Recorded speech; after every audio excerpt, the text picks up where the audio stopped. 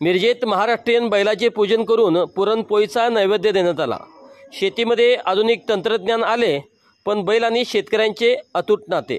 विक्रम पाटील। शेतकऱ्यांचा उत्साहाचा दिवस असणारा आज बेंदूर सण मिरजेत मोठ्या उत्साहात साजरा करण्यात आला। एकेकाळी बेंदूर सणाला मिरजेत बैलांच्या मिरवणुकांच्या रांगा लागत होत्या। कष्टकरी बैलराजाचा मित्र असलेल्या बैलाची पैदास कमी झाली आणि शेतकऱ्यांचे गोटे बैलाविना ओस पडले आहेत।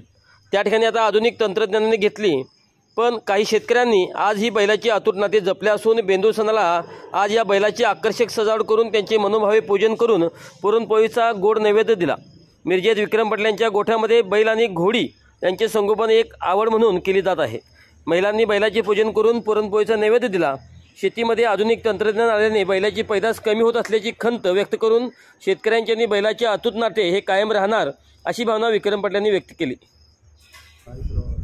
मी विक्रम पाटील, मिरज शहर पोलीस मिरजेचे आपण आपल्या घराण्याकडे पोलीस पाटील की हे घराणं हे असं आहे पद आहे आणि हे पोलीस पाटील हे पद वर्षानुवर्ष चालत आलेलं आहे। आज महाराष्ट्रीयन बेंदूर सर्व शेतकरी कुटुंबासाठी हा एक अत्यंत आनंदाचा सण असतो। ते बैल किंवा जनावर जे काय आहेत पशुधन आहेत त्याच्याविषयी कृतज्ञता व्यक्त करण्याचा हा सण बेंदूर म्हणजे।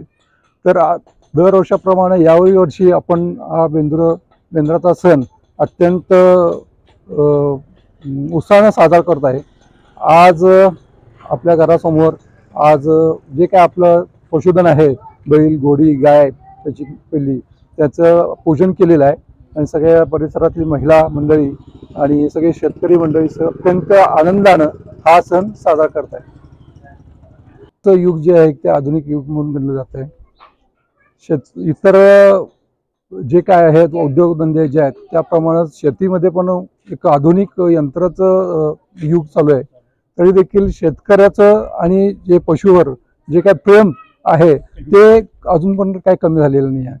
तर पशुधनाचं संगोपन आता हे शेतकऱ्याला हे परवडत नाही आहे, तरी पण ते एक पशुविषयीचे काय प्रेम आहे ते व्यक्त करण्यासाठी हे शेतकरी बांधव आपल्या घरात गाई म्हशी त्यानंतर बैलांचं संगोपन करत आहेत आणि ते हे काम करणार म्हणजे शेतकरीच करणार, बाकी कोणी करू शकत नाही। शेतकरी आजपर्यंत कधी तंबाखूचा विचार करत नाही, इथं पुढे पण करणार नाही आणि बैलाची किंवा या जनावरांची कृतज्ञता व्यक्त करणं ही हजारो वर्ष पुढेही परंपरा चालत राहणार आहे।